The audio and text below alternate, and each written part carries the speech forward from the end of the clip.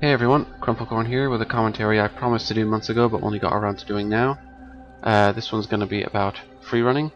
I was originally going to do a free running video as the final video in my sequence of Brotherhood videos, but I never got around to doing it because I stopped playing Brotherhood in favor of Revelations.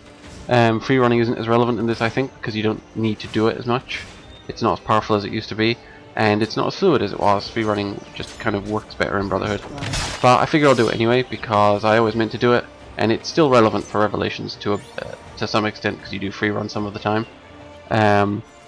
So I picked this video even though it doesn't have the best players in it because it's a good fun video and it features me running around on the roofs non-stop because I decided that for an entire session I would just run around the roofs non-stop.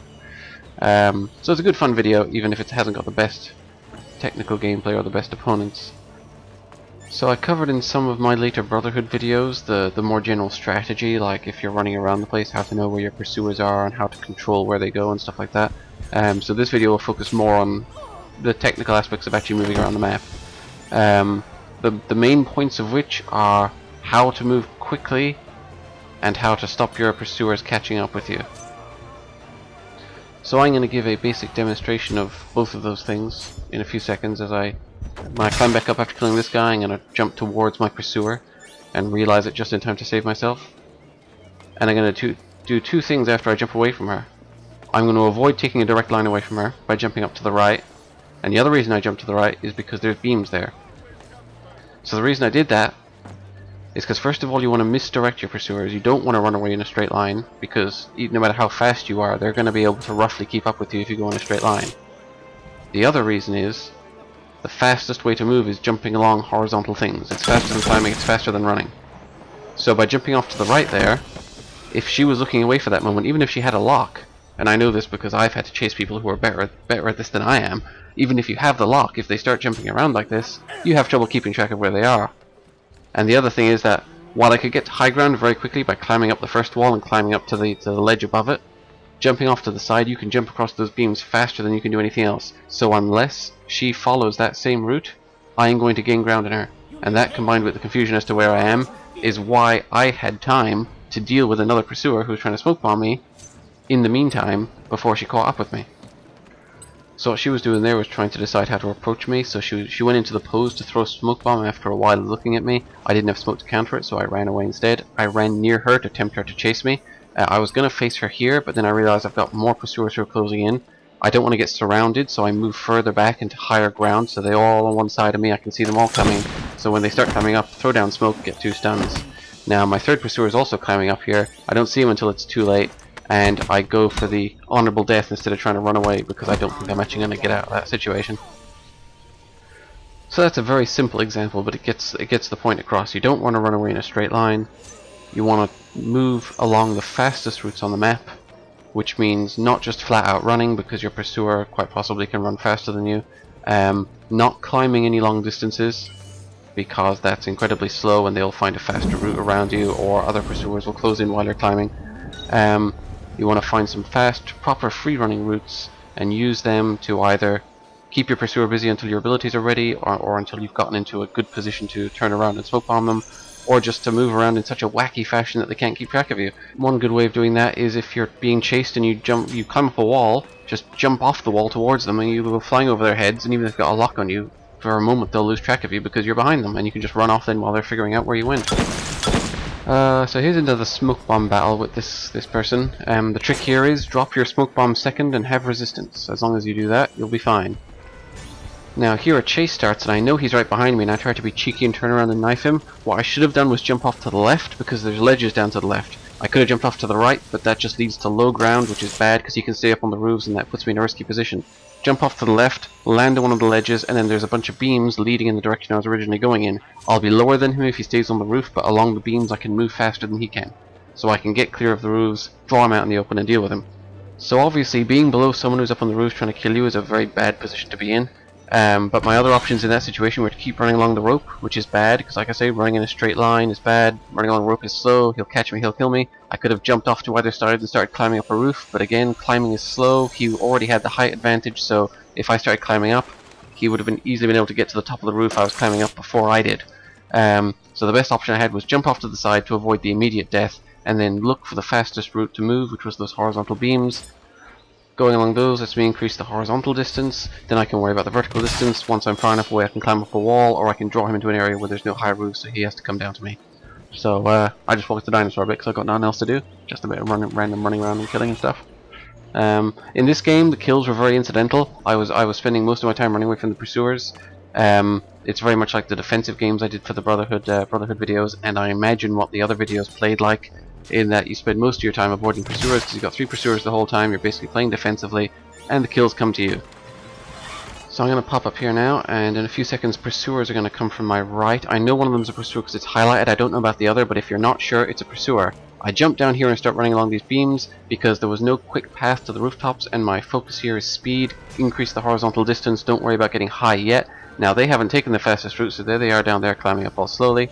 So they're going to come here one by one, drop smoke, get a stun. This guy isn't in the smoke, but he doesn't expect me to go for a naked stun, so I get it. And here's the third one coming up a different route, throw knives, third stun for a streak.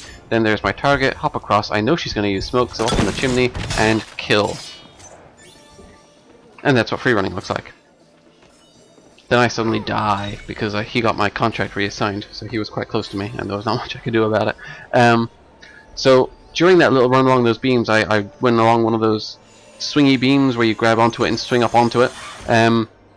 In theory they're nice because they give you a vertical advantage, they move you upwards more than most beams, but the problem with them is they hold you in place for a few seconds. They will get you killed if there is someone above you chasing you. If someone is on the rooftop running after you, you got to avoid those. It doesn't matter if you have to jump off sideways and go in some crazy direction, just avoid those because they slow you down for a small height advantage that you don't need. If someone's on the roof above you, you're not supposed to be trying to get as high as they are, you're supposed to be trying to get away from them.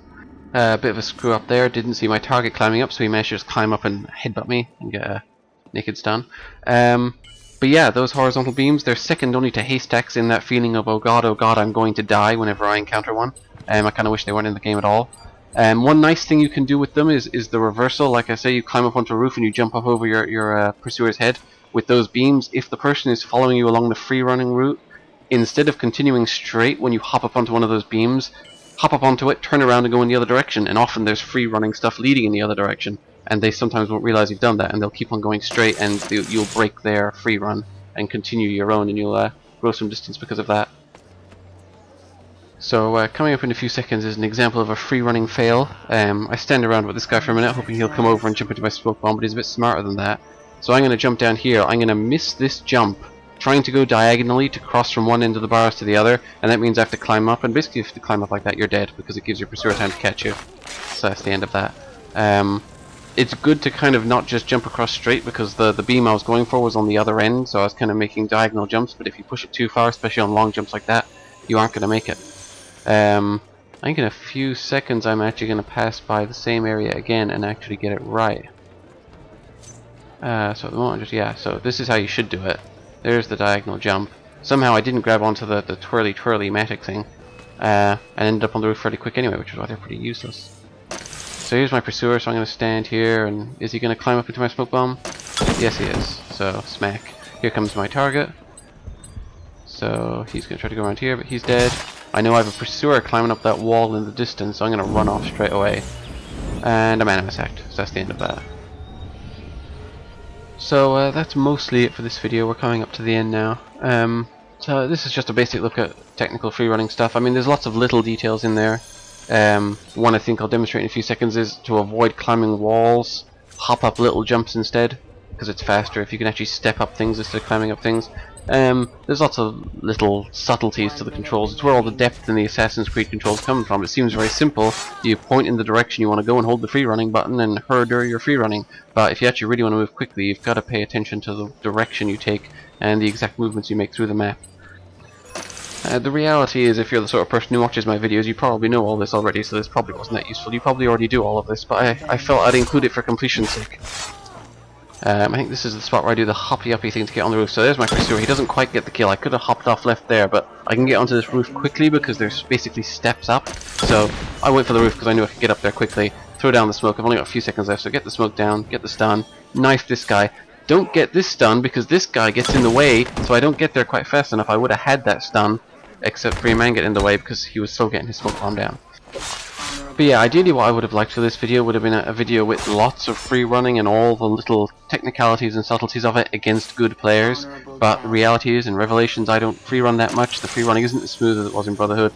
It's not as important as it was, and getting a game that has good players, good gameplay from me, no lag and no bullshit is actually extremely rare, so there's really no point in waiting for it. I'll just go with this. The scores demonstrate that I wasn't really up against the best players, although the next commentary will be the very next game after this, and some of those players are in it and they actually get some decent scores. So part of it was the fact that I was leading them on a merry chase around the map, and some of them joined very late. If I ever record a really good free running gameplay, I'll do another commentary on this topic, but failing that, go back and look at my Brotherhood videos. There was lots of free running in that, and now you know what to look for. You can see my live commentary of this game on my Twitch TV channel, links in the description. But for now, that's it. Thanks for watching, and I'll see you next time.